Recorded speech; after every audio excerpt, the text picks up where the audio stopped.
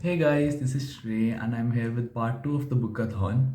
So I finished reading Inferno a day after I uploaded the last video, and so here I am with the review.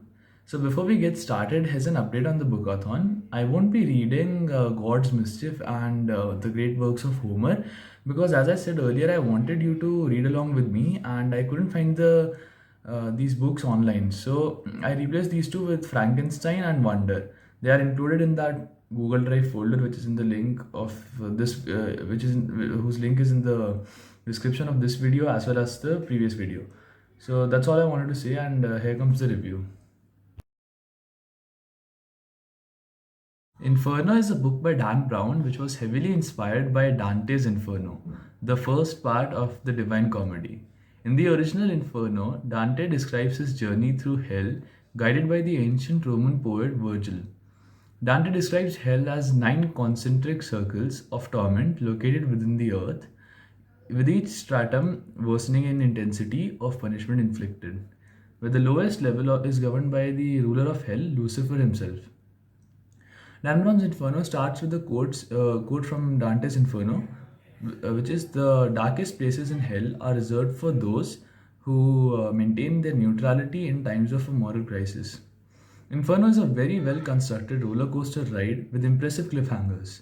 The book starts off when Harvard symbologist and professor Robert Langdon awakens in a hospital bed in Florence, Italy, which also happens to be the homeland of Dante. He then becomes acquainted with Dr. Sienna Brooks to explain to him how he has a certain retrograde amnesia, which is common post accidents or injuries.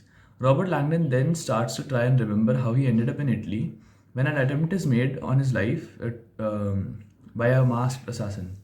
He and Sienna travel across Italy, trying to analyze a particular sequence of rearranged Sandro Botticelli painting Langdon finds in a Faraday pointer, which is the alleged work of a biologist Bertrand Zobrist, an amazingly brilliant thinker who wanted to solve the problem of human overpopulation. There are many famous works of Renaissance artists included as references, such as Vasari and Botticelli, and the main aspect of preventing a global collapse due to a shortage of resources simply because there are too many people is solved in a very efficient and effective way. All in all, it's a pretty well built literary piece and I would highly recommend it. I give it 4 out of 5 stars.